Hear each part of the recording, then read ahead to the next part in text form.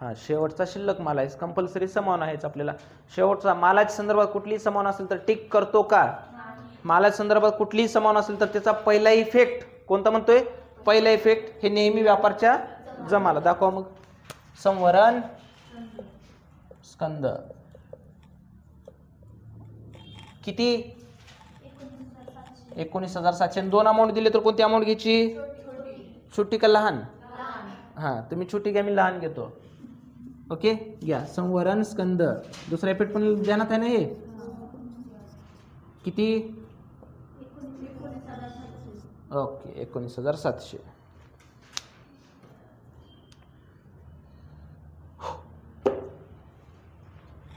Next. हां, नमुना म्हणा काय होणार आहे इथं, आहे की नाही? रुपये 3,000चा माल नमुना म्हणून मोफत वाटण्यात आला. किती रुपयाचा म्हणते बर? 3,000चा. म्हणजे फ्री सॅम्पल दिलोय आपण. काय केलं? फ्री सॅम्पल दिलाव. काय दिलाव? मालच दिलाव ना. मालाच्या संदर्भात कुठलीही समावून असेल तर पहिला इफेक्ट हे जमाला. दाखवा मग. नमुना म्हणून मालाची मोफत वाटप.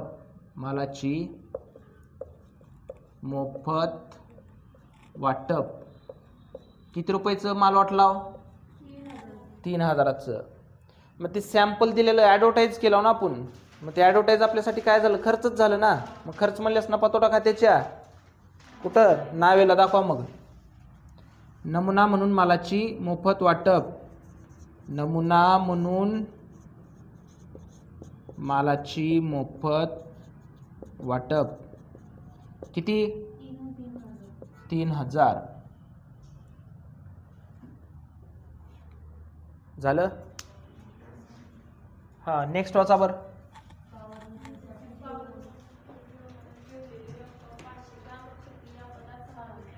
हा बा, एखाद्या पदाचा जर समजा चुकून समावेश झाला एखाद्या गोष्टीमध्ये, समजा सोप्यात मला द्यायची होती रक्कम, नाव सुद्धा मला लवकर आठवत नाहीत भाऊ तुमचे.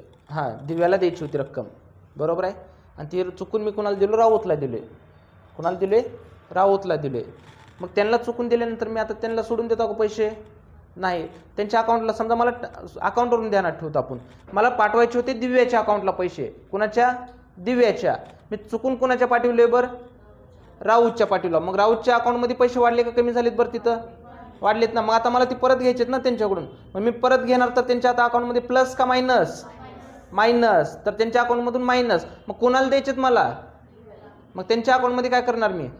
प्लस. म्हणजे चुकून एखाद्याला दिलं तर त्याच्यातून काय करायचं? नेहमी मायनस. आणि ज्याला द्यायचे होते त्याच्यामध्ये काय करायचं? प्लस करायचं. लक्षात राहील ना. मग आता चुकून कशामध्ये समावेश झाले तर मग ह्याच्यात प्लस करू का मायनस? मायनस. चुकून ह्याच्यात समावेश झाले तर ह्याच्यातून काढून घ्यायचे आपल्याला मायनस. कशासाठी दिलेले पैसे होते ती? कशासाठी दिलेले आहेत? पॉवर मीटरसाठी. पॉवर मीटर म्हणजे काय? आपल्या घरी लाईट घेताव का नाही आपण? ती छोटासा डबा आणून लावतात आपल्याला, बिल ज्याच्यावर येते ती. आणि ती आपल्यासाठी काय असते? संपत्ती असते.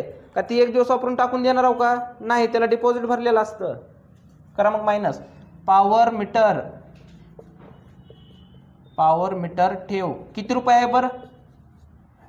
500. मायनस करून आउटरला किती येईल बरं? 850.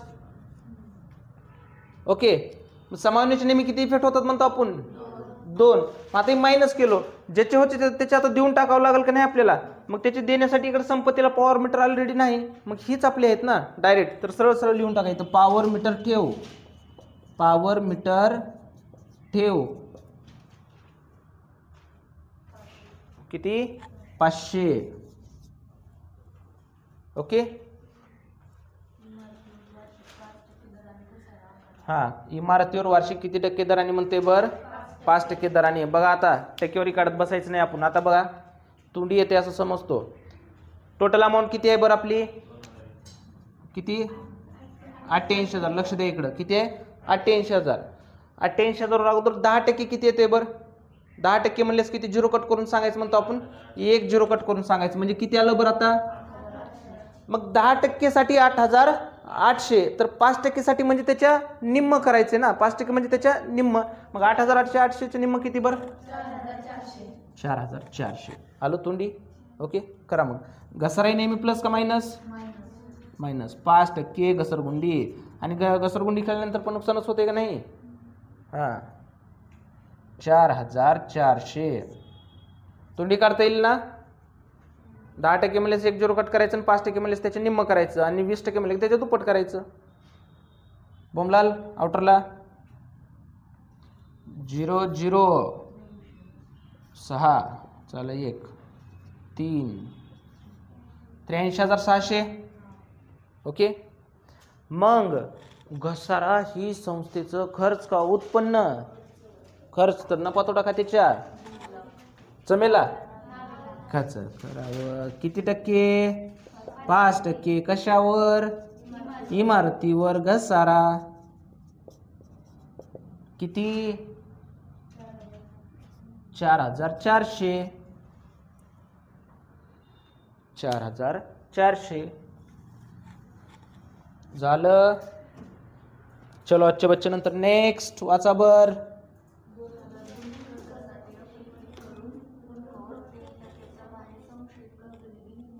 ओके. बुडीत कर्ज किती आपले किती करायचे? 2,000. आणि संशय किती खायचे? 3% खायचे. बरोबर आहे ना? हे दोन्ही पण समान कशावर आहेत बरं आपले? ऋणकोर आहेत. मग ऋणकोर टोटल किती समान आहेत म्हणलं बरं आपण? 3 समान आहेत ना. मग बुडीत आणि संशयित नंतर सॉल्व्ह करायचं का? मग आता राहिलेली समान अगोदर सॉल्व्ह करून घ्यायची का? का बरं? आणि हे ठेवायचं कसं? एक्झाम मध्ये पण तुम्ही कसं ठेवायचं हे ध्यानात ठेवा. अगोदर टक्केवारी जी आहे ना संशयित कर्ज निधी, टक्केवारी कधी पण शेवटी आकारतो. मग तेवढं बाजूला ठेवून बाकीचे सॉल्व्ह करून घेऊत आपण. मग आता डायरेक्ट शेवटची समान काय म्हणते बरं? प्राप्य विपत्रात किती म्हणते? 4,000च्या अनादरित विपत्राचा समावेश आहे म्हणते. मग आता बघा लक्ष द्यायचं. अनादरितवर 2 समावना होते तयार. अनादरित कुठं? दरित. ओके. कशा कशाचं आहेत अनादरित? एक प्राप्य विपत्राचं एक आहे आणि दुसरं देयपत्राचं एक आहे. ओके. शब्द ध्यानात ठेवा. अनादरित जर म्हटलं काय म्हणतोय? अनादरित जर म्हटलं तिथून मायनस तिथंच प्लस. काय म्हणायचं? तिथून मायनस तिथंच प्लस. शब्द ध्यानात राहील की? ओके. आता तिथून मायनस तिथंच प्लस म्हणजे काय करायचं बरं? आता सध्या कोणत्या ह्याच्यावर आहे? आपल्याला प्राप्यपत्रावर आहे ना. मग तिथून मायनस तिथंच प्लस म्हणजे का प्राप्यपत्रातून मायनस तर ऋणकोमध्ये प्लस. आणि जर अनादरित जर देयपत्र जर म्हटलं तर देयपत्रातून मायनस तर धनकोमध्ये प्लस. ध्यानात राहील ना? मग करा मग आता मायनस मायनस अनादरित किती रुपये आहेत बरं? फक्त. मग अनादरित 4,000 मायनस केलो. 22,000 मधून 4,000 वजा. आउटरला 18,000. तिथून मायनस तिथंच प्लस म्हटल्यानंतर इथून मायनस केलं तर कशामध्ये? इथं ऋणकोमध्ये प्लस. करा मग प्लस अनादरित पण कशाचं आहे? प्राप्यपत्र. बारीक अक्षरात लिहा. किती रुपये बरं? 4,000.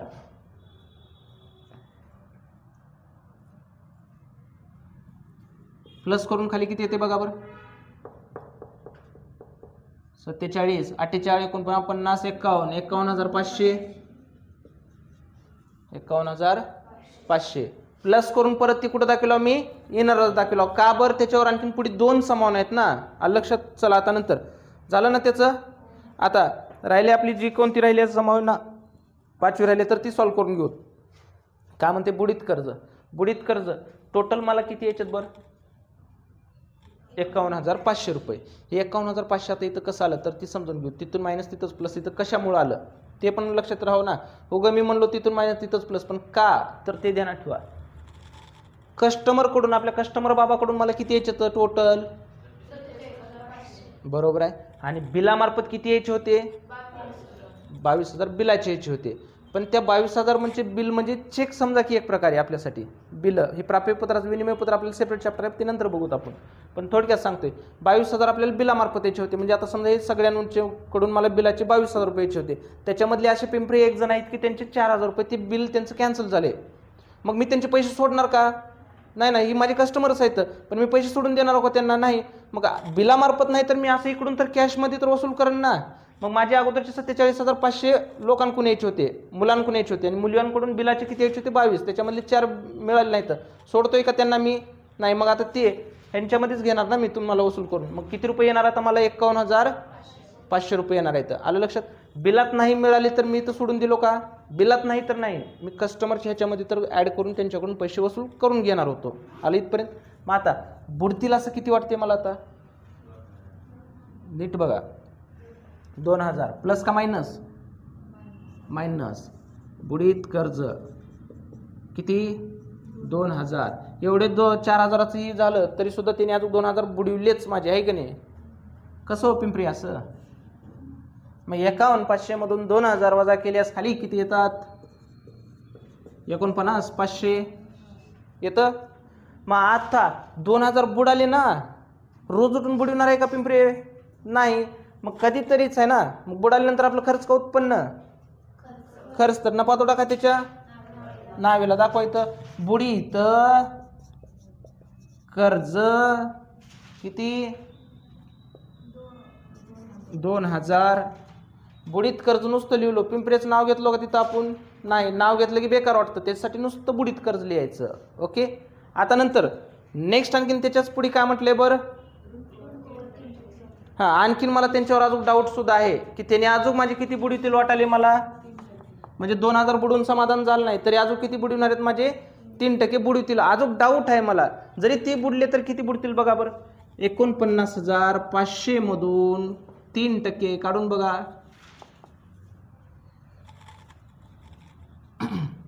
2 0 कटले, 2 0 कटले, 3 5 15ला 5 हातचा 1, 3 नम 27 आणि 1 28ला 8 हातचा 2, 3 चौक 12 आणि 2 14. म्हणजे किती रुपये डाऊट आहे मला? मग ते 1485 डाऊट आहे ना. मग डाऊट सुद्धा खाल्लं तर नुकसानच आहे ना माझं. मग ह्याच्यात प्लस करू का मायनस? मायनस. किती टक्के? 3%. संभूक किती रुपये? 1485. मग बघा बरं आता मायनस करून किती येते आउटरला? 49,500 मधून किती? 1485 वजा करा बरं. 10 मधून 5 गेले 5 हाचा 1, 10 मधून 9 गेले 1, पुन्हा नंतर हाचा 1 0, पुन्हा 9 मधून 1 गेलं 8 4, 48,015. आत्ता आउटरला आलं ना, 48,015. मग आता हे संशय खाल्ल्यानंतर आपलं नुकसानच झाले ना, बरोबर आहे? मग नुकसान म्हणल्यास खर्च का उत्पन्न? खर्च. पण रोज उठून होणार आहे का? ते पण नाही. मग ते अप्रत्यक्ष खर्च झाला. अप्रत्यक्ष खर्च म्हणल्यास नफा तोटा खात्याच्या नावे बाजूला दाखवा. किती टक्के? 3%. काय? संभूक संशयित बुडीत कर्ज निधी किती? बुमला 1485 लिहा. झालं? अजून काय अडचण आहे का? ओके. आता याच्यानंतर काय राहिलं आपलं? टोटल टॅली करायची आहे. बघा बरं आता टॅली कोणती